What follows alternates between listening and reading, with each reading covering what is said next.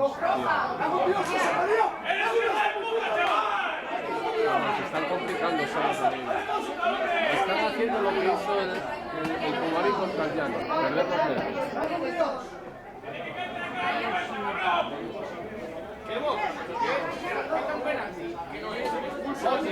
José, y ahora expulsa otro. José, quédate con eso.